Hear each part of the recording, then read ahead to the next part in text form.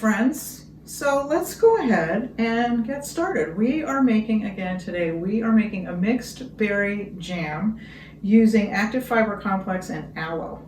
And if you've never made jam before, this is kind of a fun one to start with because this is a refrigerator jam. You don't have to can this, you don't have to worry about any of that. It goes together really quickly because it only cooks for like a minute. And then when it's done, you just store it in the refrigerator, so you don't have to worry about canning or any of that. And in fact, if you make more than this one recipe, if you make a larger recipe, you can even put this into the freezer, and then you can keep these wonderful flavors of summertime from these summer berries any time of the year. All right, so this is super easy. What we're going to do, I've got my my burner on here at about medium-high heat. We're going to start with a cup of mixed berries. I'm using frozen berries. You don't have to. If you know, it's here in California, it's getting to be close to spring on summer. We're starting to get a lot of berries now, so you can use fresh ones if you want to. But having the frozen ones available is really convenient because then you can make this any time of the year. So you don't have to thaw them out. I'm just putting them in the pan already frozen. And then I'm going to add 2 tablespoons of Herbal Aloe concentrate. I'm using the mango flavor. You can use any flavor you want. I think cranberry would be really good in this too. It could be a little bit tart. And I'm also adding a tablespoon of water because it's going to need a little bit of liquid. All we really want this to do is to come to a boil. I mean, it's that simple. And what we're going to use to thicken our jam is I've got here 2 scoops of our active fiber complex. I'm using the apple flavor. So I'm sprinkling that on top. And I'm using this for a couple of reasons. One is that it tastes great. That's always a good reason. The other reason is that, you know, our active fiber complex, if you remember, has 2 kinds of fiber in it. It has the insoluble fibers, and those are the kinds of fibers that you find in things like carrots and whole grains like wheat and brown rice. That type of fiber really adds a structure to a plant, so it's, you know, it's really not that digestible. And then the soluble fiber, which is the one that we're taking advantage of here to thicken our jam, soluble fiber, like its name, dissolves in water. And so what it does is it tends to trap water and it tends to swell up and it thickens things. And so you find soluble fiber in things like oats and beans and barley. You know how when you cook oatmeal and it, you know, when you cook it in the water and it gets thick and it gets sticky, that's because that soluble fiber that's in there is thickening up your oatmeal. Or when you make beans, same thing, is your bean water gets thick from that liquid, from that soluble fiber that's in the beans. So what we're doing is we're taking advantage of that thickening power of this soluble fiber by putting it into our jam. And so all we really need to do is just wait for this to come to a boil and to heat up, and then it's essentially done. It's just long enough for everything in here to get heated and for it to start to thicken up. If you have big berries, mine, by the way, is just a mixture of raspberries, blueberries, and blackberries. Sometimes when you buy your mixed berry product in the grocery store, if you do buy it frozen, there might be some strawberries in there, which is fine. It's just that they're really big. And so they may take a little bit, you know, they're so big and they're cold and they're frozen. So it may take a little while for your jam to come, you know, to get hot and to come to a boil. And then what you can do with some of these bigger berries, if you want to, you can just kind of crush them up. All right, so while we're waiting, this is only going to take a minute. This is not like doing it on the stove. These burners are a little slower than your stove at home. But anyway, while we're waiting, let's talk a little bit about these red purple foods, because I told you in the introduction that periodically I'm going to be talking about one of the 7 colors of health, as we called it when Dr. Heber and I wrote What Color is Your Diet? And so I wanted to talk about the red purple foods this time because, as I said, they're coming into season. And I want to, each time I do this, I want to feature a recipe.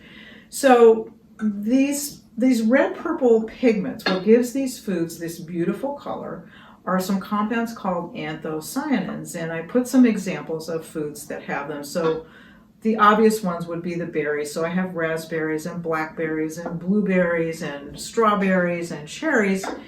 But you also find anthocyanins in some interesting places. So you also find it in red cabbage. This black rice, it's not really black. If you look at it very carefully, it's kind of purple. And if you watched my video not too long ago, we made a poke bowl, and I used this black rice for it. And it was really pretty. And when it cooks up, you can tell it's really got a very, almost a deep purple pigment. If you look at cocoa powder, really good cocoa powder isn't really brown. It's really deep, deep purple. Also because it has these anthocyanin compounds in it.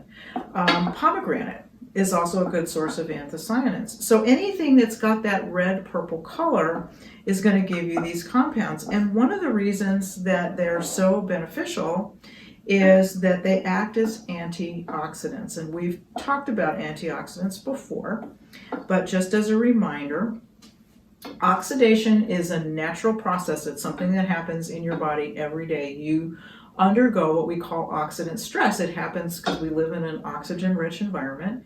If you go outside and you exercise and you run, you're taking in oxygen, and it causes what's called oxidant stress in your body. And too much oxidant stress can damage some cells in your body, but as long as you have enough antioxidants to combat the oxidant stress, then you're fine. And so where you get a lot of the antioxidants in the foods that you eat is from colorful fruits and vegetables. And that was, in a way, really what prompted us to write the book 20 years ago, was because, just the science was emerging on the benefits of all these compounds that are in fruits and vegetables, and all of them, really all the phytonutrients, do act as antioxidants. So we wanted to talk about those, and these anthocyanins in particular also have some interesting anti-inflammatory properties, and chronic inflammation is something that can be associated with certain chronic diseases. And so being able to have some anti-inflammatory compounds in your diet is a good thing. And there's some real good studies on anthocyanins benefiting brain health and memory.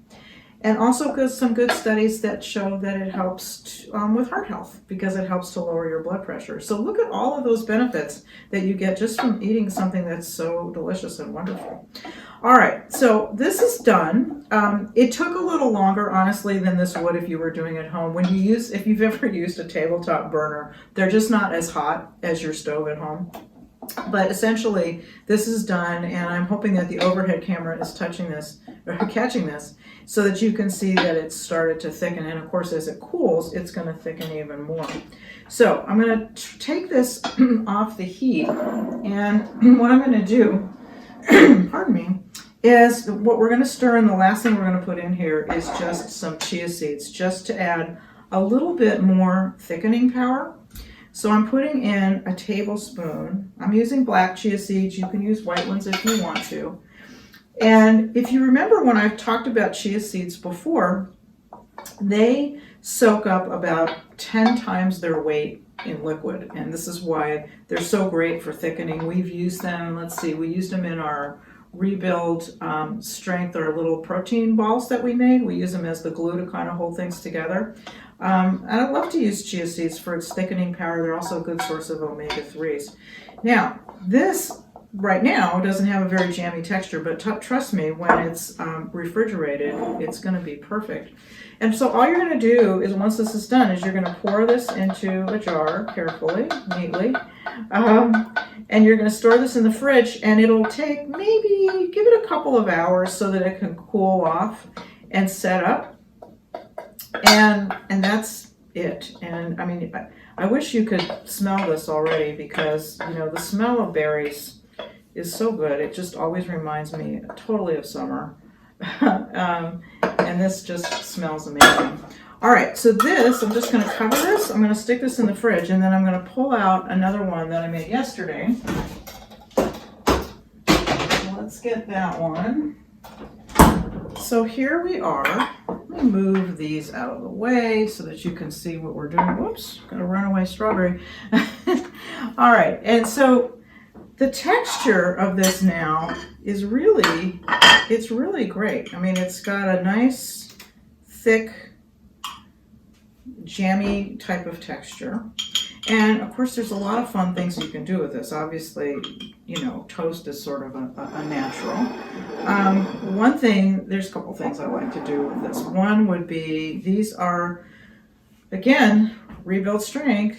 We have a recipe for making waffles with our Rebuild Strength, and they're delicious and high protein for breakfast. So this is great on top of a waffle.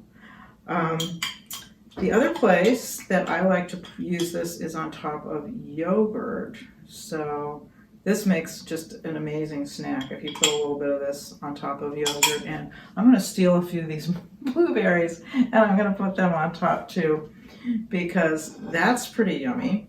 All right, so we've got that. And then the other really fun thing to do with this is to make sort of a fruit on the bottom shake. So let's put this out of the way for a minute. You know, this and this would also be good. You could put a little yogurt on your waffle and then put some of our jam on top, which would be really fun. All right, so let's just make a shake, because I don't make shakes that often. I mean, I know you guys know how to make them, but we're going to make one anyway. So I'm going to start with a cup of water. And I decided for this one to use, well, I'm going to use vanilla PDM for my shake. So 2 scoops of that is going to go in there. And then I wonder if you can guess what flavor Formula 1 I'm going to use, because if you watch me often enough, you know my favorite is banana caramel. So I'm going to use that because that's the one I have almost every morning. I do switch it up, but this is the one I always come back to. I just love that. And then, what am I going to do with my top? There we go. And then the other thing I want to put in here is I'm going to put in a scoop of our collagen beauty booster, because I just think it's going to make such a good combination with our jam. And then I'm going to put a scoop of the jam on the bottom. It's kind of fun. It's just kind of a fun way to get some extra fruit, get some fiber, putting about a tablespoon or so of that in there. Blend this up.